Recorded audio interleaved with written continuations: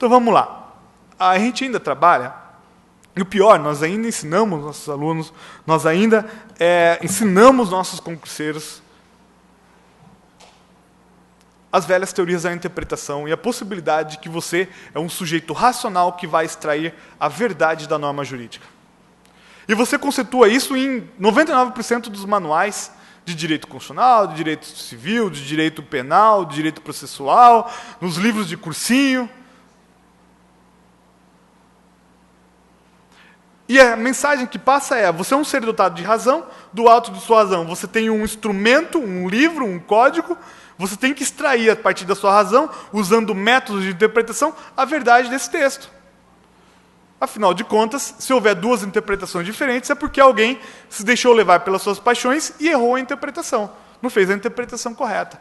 Pessoal, isso é de um rasteirismo teórico, é tão rasteiro, que remete à escola da exegese da França, logo no período pós-Revolução Francesa, uma escola que era subjetivista. Quer dizer, o juiz não podia interpretar, e até hoje a gente ouve isso nos tribunais, inclusive no Supremo, em claris fit non interpretatio, e em caso de dúvida, recorra à vontade do legislador, o que é absolutamente fácil de entender se vocês pensam que a Revolução Francesa é uma revolução de índole burguesa, né, apesar do apoio forte ao terceiro Estado, em determinado momento o terceiro Estado é deixado para trás, vira quarto Estado, e a burguesia toma conta do processo. E a nobreza ainda está com as mãos em setores do judiciário. Então, como que você não permite que o judiciário interprete? Cria uma teoria dizendo assim: olha, na dúvida, recorra à vontade do legislador. Quem é o legislador naquele período? Quem é o legislador do Código Napoleônico? A burguesia. Então, na dúvida, volte à vontade da burguesia. Ou então, busque a interpretação correta, adequada, à escola da exegese. Ok, se para a gente isso já seria, dentro da filosofia e teoria do direito, um arcaísmo jurídico, tem muita gente nova, gente que influencia a cabeça de todos vocês, gente que a gente estuda, repetindo esses velhos dogmas, buscando estruturas que sabem até das codificações de Ulpiano. Olha só, num famoso livro de um cursinho, na parte de direito penal, o cursinho do Damásio, salvo engano, o que o professor Fernando Capês diz sobre a interpretação da norma penal. Olha só. É a atividade que consiste em extrair da norma penal seu exato alcance e real significado. E a pergunta é: para quem, cara pálida? Se nós vamos ensinar para os alunos que vão chegar, porque isso é citação de cursinho, tá? Que você vai ser um juiz para fazer o exato real alcance, um promotor para fazer o exato real alcance, nós temos aí então super-homens, né, dotados de racionalidade, que conseguem despir da sua estrutura de linguagem, da sua estrutura existencial de mundo. E a gente estuda isso e acaba acreditando nisso. Afinal de contas, você precisa fazer um estudo sério em relação a isso, porque vocês sabem, não passa, são os heróis quem consegue passar. Pois bem, então isso nem reflete o positivismo mais contemporâneo. Isso não reflete autores como Herbert Hart e mesmo Kelsey, que já entendia o problema da moldura e da discricionalidade no ato de vontade. No entanto, nós ainda trabalhamos com uma racionalidade cartesiana de que o sujeito sozinho, do alto de sua racionalidade, lê o código e extrai dele uma vontade. Isso está subjacente em todos nós. Desde que Descartes fez a virada copernicana e disse: olha, se eu estou duvidando, eu duvido do mundo, eu duvido de Deus, eu só não posso duvidar que estou duvidando. Se duvido, penso. Se penso, existo. Daí então, a dúvida é a única certeza, olha o paradoxo disso, e o pensar é a única garantia da existência. E a gente ainda trabalha com isso, porque nós acreditamos na razão e na ciência. Senão a gente não vinha, não pegava o avião para cá. Né? Homo lava mais branco, aí vem um carimbo, comprovado cientificamente. Por quê? Porque o pessoal do marketing já percebeu aonde está a nossa racionalidade, aonde estão nossos desejos, nossas vontades. Nós gostamos da ciência.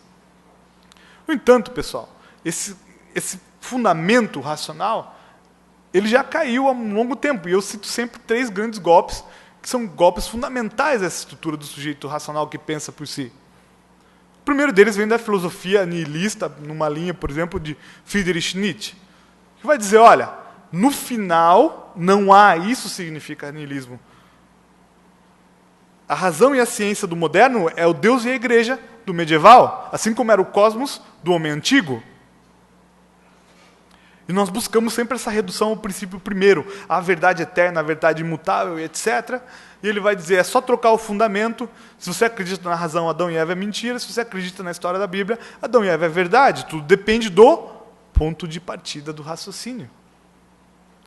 Daí por que os processualistas, por exemplo, na linha de Francesco Carnelucci, vai dizer, olha, um dos grandes problemas da atividade processual e da interpretação é o chamado primado da hipótese sobre os fatos. Ou seja, na medida em que você já vem com uma pré-compreensão tal para condenar ou para absolver, a destruição desse preconceito é algo terrível, é um processo de dor. Né? Está na hora de mudar os seus conceitos, é dificílimo para a gente, porque ele coloca em xeque nossas próprias verdades, nossa estrutura mais básica. Pois bem, não bastasse Nietzsche desconstituir o endeusamento da ciência, nós temos ainda o velho barbudo Karl Marx, né? Que vai dizer, olha, sujeito racional, você não consegue pensar nem com a sua própria cabeça, porque existe um processo chamado ideologia, leiam a ideologia alemã, que vai construir uma falta noção da realidade. Vai construir uma falsa realidade social construída a partir de ideias aparentemente neutras, e colocam um óculos no nosso modo de ver o mundo. Quando você chega num posto de gasolina e encontra uma gasolina muito cara, imediatamente alguém já diz, quando vier a concorrência, vai abaixar. Você brilhantemente pensou nisso? Você brilhantemente assumiu a sua vontade de comprar o celular mais moderno? A partir da sua razão? Isso é exatamente racional? Ou seja, há condicionantes externas, fundadas no pensamento ideológico, que vão deturpar esse processo de busca dessa verdade. E por fim, né, como se não bastasse ser um crente na ciência, um condicionado por verdades externas, eu não dou conta nem de mim mesmo. Freud, quando chega em 1905 nos Estados Unidos, diz, olha, vocês querem ouvir minha conferência? Então nunca mais a filosofia vai ser a mesma. Porque sempre vai ter um furo na razão, um furo de racionalidade. Porque tem aquele sujeito, quem é aquele sujeito quando você está andando na rua e ouve uma freada, aí você ouve a freada, aí você, não bateu. Tipo, com certa tristeza por não ter batido como se você quisesse que tivesse batido. Quem é esse sujeito? Onde ele está? Ele não influencia nunca? E o mais legal é perceber que esse sujeito inconsciente, ele não atua só nos atos falhos, na interpretação dos sonhos, ou nas pilhérias, ou pequenas brincadeiras do dia a dia. Ele atua quando a gente menos espera. Tem um exemplo que eu acho sensacional, porque reflete um pouco, né, peço desculpa aos professores, que são uma palestra que eu quero fazer para os alunos, né, mais do que tudo, que é o exemplo, se você estiver numa fila de banco, e de repente toca o celular, a pessoa na tua frente é um homem heterossexual, ele atende o celular. Dá para saber se é um homem ou se é mulher? Faça um teste. Como é mais ou menos o jeito que ele atende? Amigo. Ô, cara, tudo bem? Não, tá certo. Depois eu passo no escritório. Vamos ver, a gente se acerta isso. Resolveu. Tá, tchau. Se for uma mulher. Alô? Tudo bem? Não, claro. Passa lá no escritório, acho que vai dar certo. Quem que é esse sujeito que alterou o timbre da voz, a gente começa a falar quase com voz romântica, né, de programa Love Times de rádio do interior, que ainda faz aquelas traduções, né, no se compares, nada compara, e etc. para a gente. Ou não muda o timbre? Só que é história, vocês acham, imagine, homens são limitados, né? Muito mais que as mulheres. Então, mulheres, não fiquem assim pensando, ele vê a Bina do celular, diz, olha, é a fulaninha, como ela é uma gata, eu vou falar com a voz de Love Times, de rádio da noite, quem sabe um dia ela não me dá uma chance. Muita informação para pouco tempo na nossa cabeça. A gente não consegue processar tudo isso. Sem querer, você pega o telefone e já mudou a voz. Não passa, o circuito vem embaixo. Não passa pelo nível racional. Isso demonstra um pouquinho do problema de crise de racionalidade que nós vivemos. Muitas vezes isso não está explicitado, levado na devida consideração quando se trata de trabalhar a interpretação constitucional e suas possibilidades de aplicação. Pois bem, se não passar essa crise de racionalidade, nós temos uma crise de método. Eu já me encaminho, meu presidente, para os terminandos. A crise de método diz o seguinte: nós aprendemos na faculdade, né, que o sujeito deve utilizar o método gramatical para analisar a estrutura da linguagem, deve estudar o método lógico, afinal de contas, há crimes que, por exemplo, absorvem os demais, né? Imagine, para cometer um homicídio, você tem a absorção da lesão corporal, dependendo do caso. Você tem um método histórico, olha, vocês podem buscar nos textos legislativos, nos debates, né, a vontade da razão do legislador para conseguir aquela construção textual.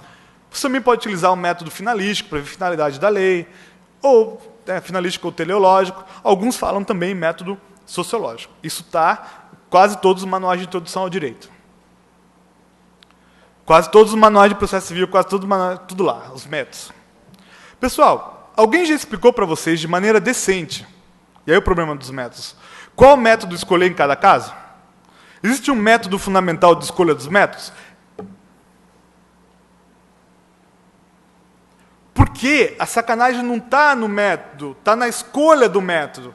E a escolha do método, se escolhe gramatical é um, se escolhe finalístico, o resultado pode ser diverso. Mas isso não está lá no manual. Porque o problema de manual em geral é aquela estrutura, né, quando você começa a advogar, então chega no primeiro caso que você vai julgar, ou na primeira denúncia que você vai fazer, você chega e fala, pô, vou ver esse caso aqui, vou estudar. Você olha o manual, está igual o manual de micro-ondas, né? Veja se o botão ON está apertado, se a luz está acesa, se o aparelho está na tomada. Você vai dizer, não, isso eu sei, porque eu estudei na faculdade, eu quero alguém que resolva esse problema. E aí, então, você vai ter que estudar, vai ter que pensar, enfim. E é complicado. Mas os manuais estão lá, e não diz quem escolhe o método. Aí sabe o que acontece? Quando a lei nos agrada, e a gente reputa que a lei é justa, nós escolhemos o método gramatical. Nós somos verdadeiros Arnaldo César Coelho. A lei é clara. Tem advogado que sabe disso mais do que ninguém. Quando a lei nos agrada, né, nos desagrada, você começa a escolher outro método. Aí você vai mudar a interpretação da lei a partir de onde? Da arguição da finalidade, etc. Vamos pegar um exemplo absolutamente simples, que eu achei que estava ultrapassado, mas agora eu estou morando em Brasília e lá isso é muito comum. São proibidos animais domésticos, né, ou animais nas unidades, nos apartamentos, vamos dizer. Veja lá, não está mulher honesta, não está nenhum grande problema hermenêutico. São proibidos animais nos apartamentos. Ou é proibida a permanência de animais no apartamento. E você é o porteiro do prédio. O porteiro do prédio ele exerce, né, a vocalização maior da verdade da lei, né? Tal como o guarda de trânsito, o inspetor da faculdade, enfim. E tem um apartamento que está para alugar, e você chega lá e diz, olha, eu tenho um pitbull e queria saber se é possível alugar esse apartamento. O que o porteiro vai dizer? Arnaldo César Coelho encarna nele nesse momento. Meu senhor, a regra do condomínio é clara. São proibidos animais nos apartamentos, como que você vai fazer?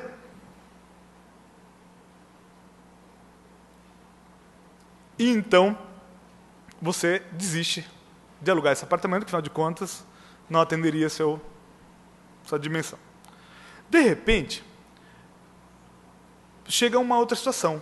Um casal com uma filhinha de 6 anos, essa filhinha tem um peixinho de estimação.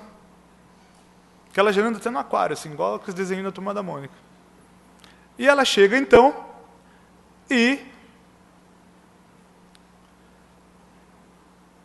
pergunta, posso alugar o apartamento nesse prédio? Nesse momento, o porteiro se vê com um dilema fortíssimo entre aquilo que está escrito no texto e a ideia de justiça que ele tem, que ele vai dizer, afinal de contas, é injusto. Ora, e se é injusto, como que eu não vou permitir esse aluguel? Aí, então, ele saca do bolso o método finalístico. Vai dizer, olha, a finalidade da norma é evitar barulho, mau cheiro, etc. Por certo, um peixe do aquário não tem nem nada a ver com isso. Então, pode ir. Isso é um exemplo absolutamente banal, chega a ser as raias da estupidez, mas é porque as coisas são muito mais sofisticadas no caso concreto e os processos funcionam da mesma maneira. De tal modo que esses métodos interpretativos da modernidade, que a gente aprende a exaustão, são instrumentos retóricos de fundamentação de uma determinada decisão que é tomada por outros motivos. E eles são insuficientes porque não resolvem um problema, a decisão já está tomada, não descrevem a realidade e não representam um caminho metodológico adequado, porque, afinal de contas, você escolhe um método para atingir o resultado desejável.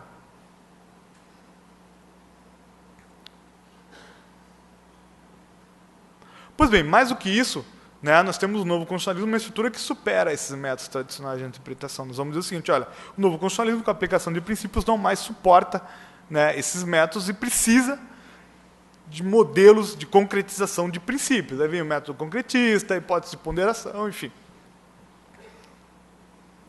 Problema. Muitas vezes, a teoria da argumentação joga a ideia de ponderação como uma bola de cristal, que o nosso juiz vira um juiz tópico que acha que pode ponderar de qualquer maneira. No Brasil, muitas vezes Alex é citado sem que ele tenha sido devidamente estudado. E ele não resolve o problema fundamental da estrutura, que é o quê? Do mesmo modo que os métodos de interpretação da hermenêutica tradicional são cartas que se jogam na mesa para definir determinada finalidade, isso ocorre no instrumento de ponderação a partir da balancinha, porque alguém tem que sopesar valores. E alguém vai dizer, esse valor é importante, tem que ser protegido, esse é normativo, imagine um conflito entre intimidade, né, e o direito à liberdade de imprensa. São dois valores normativos, que se tornam princípios por isso. E aí nós temos uma colisão de direitos fundamentais. E alguém tem que dizer, no caso concreto, qual deve ter a aplicação prioritária. Essa é a estrutura da teoria de Alex. Ok, quem diz que um é importante e outro é menos importante? Ou, para adotar a escala triádica, que um é leve, outro é moderado e outro é pesado? Persiste a ideia do solipsismo. Persiste a ideia de que os sujeitos humanos, através de estruturas metodológicas previamente dadas, conseguem construir a verdade para a denúncia, para a decisão, para a petição do advogado. Enfim, eu não vou ter tempo aqui de estruturar o que significaria a virada linguística como razão de superação. Mas o que eu tenho trabalhado é que o direito ele se organiza, pelo menos a partir da teoria da interpretação, a partir de dois vetores básicos. Um, que é o vetor que a gente chama de estrutura do sentido. Ou seja, há uma estrutura normativa colocada como um instrumental dogmático, que vai exigir também uma teoria das fontes, que não pode ser ignorada naquilo, né, quando fosse tomar os processos decisórios. Essa estrutura normativa tem uma escala. A estrutura normativa não pode chegar direto na dignidade da pessoa humana. A estrutura normativa passa pela lei, passa pelo código que ela está inserido, passa pela análise de conjunto, ou seja, há uma dimensão sintático e semântica estrutural que não pode ser perdida. E essa dimensão vai dizer respeito ao que na racionalidade da modernidade se chama logos apofântico. O logos da coisa mesmo, da coisa que se manifesta, é uma questão fenomenológica. E isso, para a gente, é um condicionante da interpretação. De modo que a afastabilidade de uma regra para a aplicação de princípios, ela não pode se dar de qualquer maneira e nem deve ser feita de modo arbitrário. De outro lado, o vetor de racionalidade característico é um vetor existencial. Existencial que lida um pouquinho com a questão do inconsciente, que diz respeito às condições próprias de existência de um sujeito que nasce dentro de um ambiente histórico e ideológico, e nascendo dentro desse ambiente histórico e ideológico, ele constrói uma estrutura de pré-compreensão que ganha voltas, isso é o círculo hermenêutico, ao longo de sua vida. Então, o primeiro caso que você pega, você tem muita dificuldade para analisar. Depois você já tem vários iguais, o pré-compreensor já antecipou o sentido. E isso é muito perigoso. Por quê? A antecipação de sentido da nossa estrutura de pré-compreensão, ele é o primeiro a ser desconstruído. E a gente tem que desconstruir, na maioria das vezes, para não fazer pré-julgamentos. E essa desconstrução passa pela análise estrutural, mas também aí entra a teoria da argumentação, pela análise argumentativa. Ou seja, é preciso abertura para a construção dos argumentos produzidos, para a compreensão dos argumentos produzidos. E essa compreensão aí é uma delimitação. Compreende é delimitar também. Só que nós conseguimos compreender apenas nos limites da nossa possibilidade de compreender. Vocês pensem sobre isso. Né? Gadamer dizia que os prejuízos são fundantes da estrutura de compreensão. Isso vai dizer com que a estrutura de decisão passe também por uma análise intersubjetiva. Ou seja, a objetividade não na verdade do sujeito individual que possa buscar extrair essa verdade, mas uma verdade construída no diálogo processual com outros atores interessados. A objetividade se constrói a partir da participação intersubjetiva em que aquele resultado, apesar dos universos psicológicos existenciais diferentes, agrada pelo menos a uma parcela daquela comunidade estudiosa. Então, essas seriam aí algumas aberturas. Eu, infelizmente, não terei tanto tempo, temos aí a palestra do nosso querido professor Flávio na sequência, para que a gente pudesse começar a pensar, e a ideia mesmo hoje era mesmo provocar cada um de vocês, provocar os acadêmicos, para que a gente possa construir cada vez mais uma jurisdição constitucional, atuar no Poder Judiciário de maneira forte e democrática, sem arbitrariedades, sem recair na suplementação, na supressão do papel da política, como, por exemplo, ocorreu para mim um caso paradigmático, eu ainda não consegui digerir psicologicamente, é o caso da Raposa Terra do Sol. Fizeram mais de 18 regras de direito, sem contar o problema de suma vinculante, etc. Sem que a gente tenha aí um novo soberano. Por quê, pessoal? Acima de tudo, nós acreditamos, a vinda aqui para Jacarezinho revela um pouco disso, dessa vontade de estar construindo com cada um de vocês uma estrutura teórica para a interpretação constitucional que não recaia nessas arbitrariedades.